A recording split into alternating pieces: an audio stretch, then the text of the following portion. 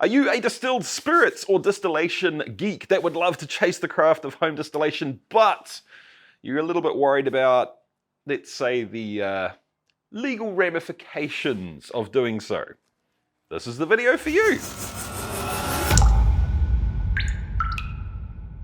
How's it going, chasers? I hope you're having a kick-ass week. I'm Jesse and this is Still It, and this video definitely needs to start off with a huge-ass disclaimer. This is not legal advice. I don't know what the specifics of the legal situation where you live are.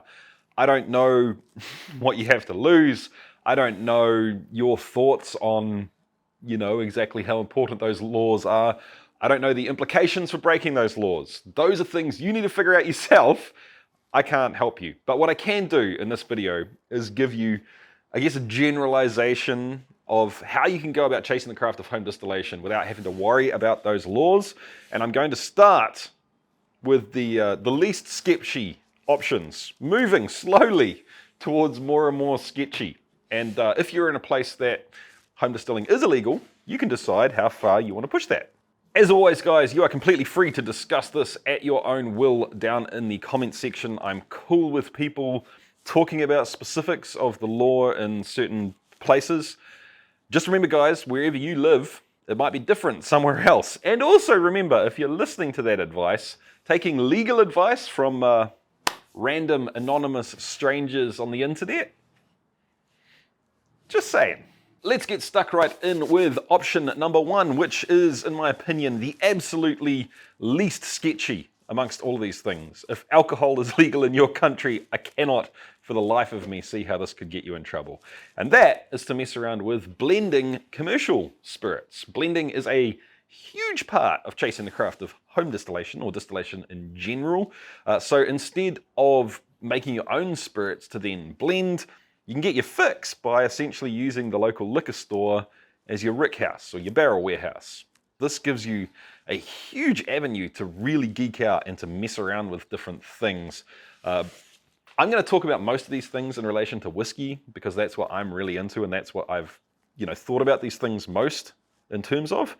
But pretty much any other category of spirits you could do the same thing with, right? There's so many different ways to go about this. Start with the whiskeys you love, experiment with putting different percentages of those different whiskeys together to see what you can end up with.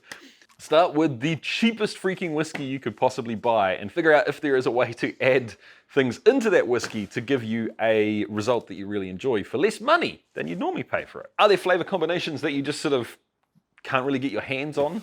Can you blend those? And the most important thing about any of these hobbies, however you want to look at them, is just make something the way you like it. Use different things to blend together to create the exact flavor profile you're looking for. And I do think that is that's something that you could 100% do. Obviously, it's going to cost a little bit of money to get set up and started, but you get the idea. Let's go to the second step, the second option on how you can chase the craft legally without running into problems with the law, and that is to age commercial spirits. So now you get to basically treat the local liquor store as your still instead of the rick house. You get to pick the spirits you want to mess with, you get to bring them home, and then honestly, guys, as long as you're choosing spirits that are a relatively high ABV, I'd like to say here that really 50% ABV is kind of the minimum, but we're going to talk about that in a second. As long as you're above 50%, you can pretty much treat them in exactly the same way that I treat all of the spirits that I age here in my shed. So you've got all of the same options available to you. Now, the reason I talked about 50% being maybe the bottom is, what about picking a whiskey that you want to age or picking a white spirit that you want to age and using a high ABV something to proof that spirit up to the proof you need to age it at? You're going to water the flavor down, obviously, but it'll give you the option to perhaps age something, above 50% ABV that you wouldn't otherwise be able to do. Why is that important? Well, essentially the different percentages of alcohol that you put into a barrel, or in our case, we put the wood into, are going to extract different flavors. And for me, the spectrum that you want to be running on this is normally about 50% to about 65%. Those would be the extremes. You could push it a little bit if you wanted to. And the general idea is that the higher you go in ABV, the more sort of tannic peppery, spicy notes you're going to pull out of the barrel.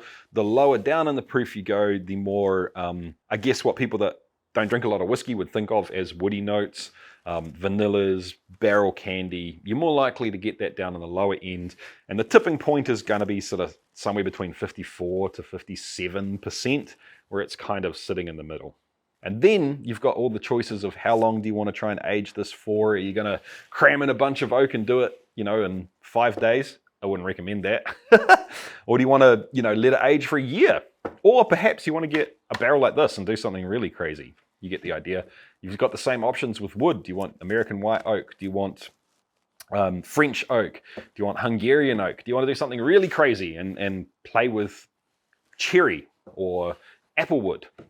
There really are a lot of options for you to geek out on, and at the end of the day, I really do think for most people, geeking out is the heart and soul of this hobby.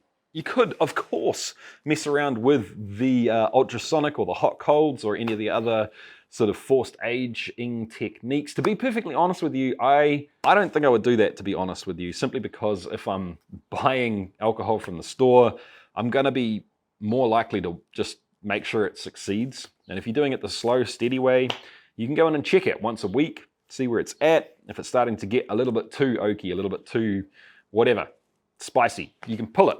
And you've got a big window of time to be able to do that. Any of the fast aging techniques, at the end of the day, I've still to get them to the point where they taste as good as the long-term stuff. And, it's a matter of hours instead of days to hit that window.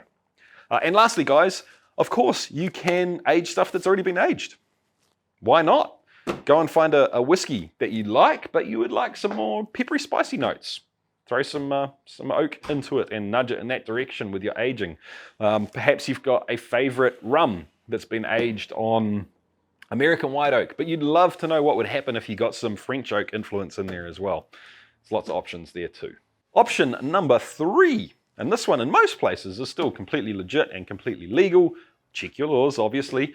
But that is to ferment other alcoholic drinks. Beer, wine, all of the fruit wines, mead. There really are a lot of options here, guys. And I know it doesn't tickle quite the same urge that people have for distilled spirits and making distilled spirits, and you don't get to use the still and all that sort of stuff.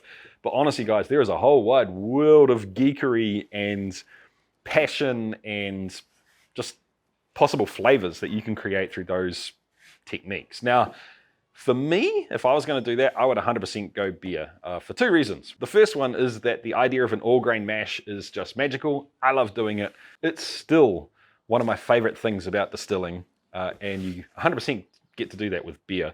And number 2 is that I think, probably because I know beer better than the others, that it has a bigger flavor gamut than any of the other fermented alcoholic spirits. And because of that, it incorporates and includes or overlaps with more tasting notes that you get in whiskey. Sure, you can create sessionable, smashable beers that are, 2.5 to 3.5%, and you want to drink 12 of the things. But then at the other end of the scale, you've got imperial, double, triple stouts. You pour 1 glass and you're going to enjoy it for 45 minutes. And lastly, a bunch of those styles will work quite nicely being barrel aged or oak aged. So, there's that parallel as well. Your call, obviously, but if you're worried about the legalities of distilling and you feel like you're missing out, I think beer or wine or mead is a wonderful place to get stuck in. We are about to take a rather large leap up the sketchy scale here. So before we do that, let's talk about something completely and utterly legit, which is these awesome, awesome shirts from Into the AM. If you guys have been watching the channel for any length of time, you would have seen a bunch of these shirts, if not heard me talk about them. And the reason I talk about them on the channel often is because they are comfortable, they wear really well, the service is amazing, the prices are pretty damn good, and more important than all of that, the graphics on them are just absolutely insanely dope. Personally, I like the ones that are kind of trippy and colorful, which is weird. I'm not normally into that. And the space-themed ones. When the two cross over, however, that's where the gold is. Now, if you're not into that, that's cool. Chances are you're going to find something on Into the AM you're really into. And if you'd like to pick up your own shirts, you can check the special link in the description down below, intotheam.com/CTC. for Chase the Craft. That is intotheam.com/CTC to get 10% off everything store-wide. Single shirts, shirt club, package deals that already save you money, all of it, 10% off. So this is the point where it is going to get a whole lot more sketchy for you if you're worried about following the rules. And I am not encouraging any of this. I'm not discouraging any of it. I'm lucky. I get to talk from a point of privilege. Here in New Zealand, all of this stuff is just straight up legal for me as long as it's my own personal production and use. So this is where I'm coming from. The rest of it, that's up to you. It's on you. So do a little bit of research about your local laws and take responsibility for your own actions. I mean, also, there's also rules, and then there's rules, and then there's kind of guidelines. So I don't know where you guys fit on that. But anyway, the next point that I want to talk about is freezer jacking stuff. So if you are fermenting stuff, beer, wine, mead, whatever it happens to be, freaking breakfast cereal, for all I care, it'll work the same. You can freezer jack it.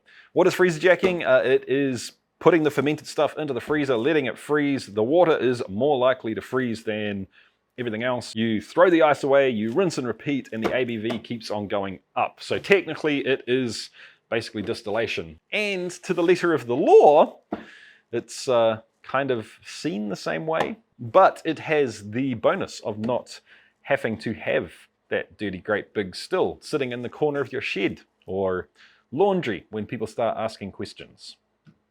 So the upside for this is you can freezer jack pretty much anything you want to ferment.